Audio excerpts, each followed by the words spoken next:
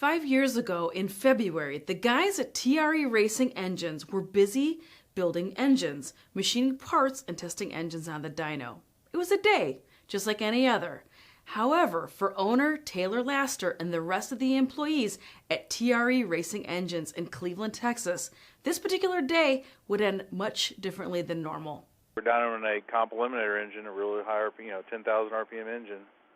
The steel flywheel exploded during testing, dyno testing, and it cut the fuel lines on the dyno, and it happened so fast. It erupted the dyno room into flames. Fortunately, no one was injured in the incident, but unfortunately, due to TRE's location in Texas, it took more than 30 minutes for firefighters to arrive, leaving the entire shop in a pile of ashes. It already spread from the dyno buildings because there was like two dynos side by side, two superflow dynos like in a room. Yeah. It spread from that room to the main shop, and that's when it got bad. And they got to the point where they didn't want to go in; they just wanted to keep it from going anywhere. So it took everything out. I mean, like I said, I had two dynos, 5 CNCs, 2 honing machines, and 2 seat and guide machines, and mills and lathes. I mean, stuff my dad had from the '80s too, tools, and it was all scrap. There was hundreds of engines, tons of parts, thousands and thousands of dollars worth of parts in the parts room, all lost.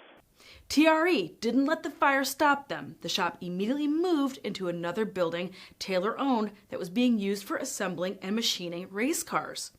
However, Laster didn't receive financial aid from the insurance company, so costs were coming out of pocket.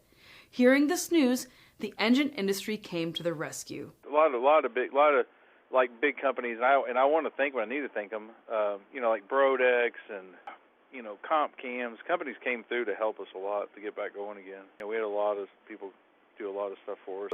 The other place is still a leveled slab. We're a rebuilt company, and I don't have as much staff as I used to. I mean, it's not starting over, but kind of like starting over, So it's just, we're not what we were, but we still are, we're ridiculously busy.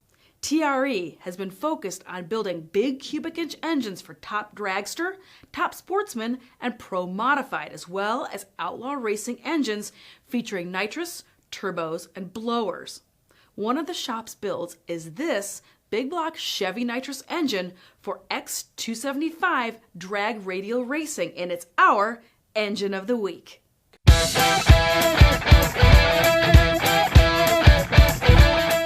Engine Builder's Engine of the Week is sponsored by Pengrade, Precision Performance Pengrade, always the original green oil. Visit pengrade1.com, and Elring DOS Original, sealing the OEM aftermarket with premium gaskets and sealing science for over 140 years. Do the job right and use the best. Visit elring.com. And Scat Crankshaft, everything for your LS engine. Visit scatcrankshafts.com. Hey everyone, I'm Jackie Van Ham for Engine Builder, and today we're talking about TRE Racing Engines' build of a big block Chevy Nitrous engine for X275 drag radial racing that makes 2,000 horsepower using conventional heads and a standard deck dart big block. For X275, if you're using a big block, they have to be a standard 9.8-inch deck height and stock bore space with conventional big block Chevy heads, which are 24 degrees. Here's Taylor to tell you more. What we started with was off-the-shelf stuff, like everybody did. This Classy got really big about 6-8 years ago, and the rules are the same, but everybody was just buying a standard old guard head or a Brodex head or whatever. And we all raced it. Well, as evolution has changed, what we've done now is we actually buy a raw head from Brodex that has 0 holes in it. It's just basically a chunk of aluminum we buy from Brodex. Yeah. And do everything in-house. Like we put the valves where we want them. We put all the spark plug where we want it. We have our own valve train that Jessel builds us. Just everything we can do within the rules to refine it. We're on about stage 5 of this deal, and but still within a conventional, what they call a conventional big block Chevrolet head. This engine also features a billet crankshaft and a 60mm comp cams camshaft with well over 1 inch of lift. The camshaft is raised for better geometry.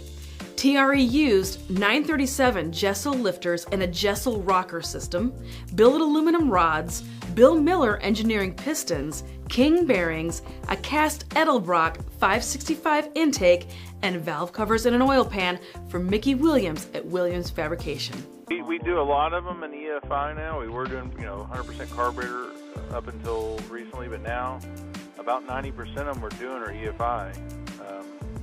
And we've developed our own EFI system for them through Holly. TRE has developed this big block Chevy to make 1,200 horsepower on fuel only. It makes right at 2,000 horsepower using a single nitrous system, which is a lot of horsepower for a standard deck block and a conventional head. With the big block Chevy's compression at 13.5 to 1, the engine makes 800 foot-pounds of torque at 6,500 RPM on fuel. With nitrous, it makes about 1,500 foot-pounds of torque. This is one hell of a race engine. Well, that does it for this episode of Engine of the Week.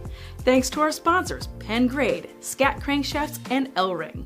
Please like, comment, and subscribe if you haven't already. And if you have an engine you'd like to see featured, please email our editor, Greg Jones, at gjones@babcocks.com. Thanks for watching.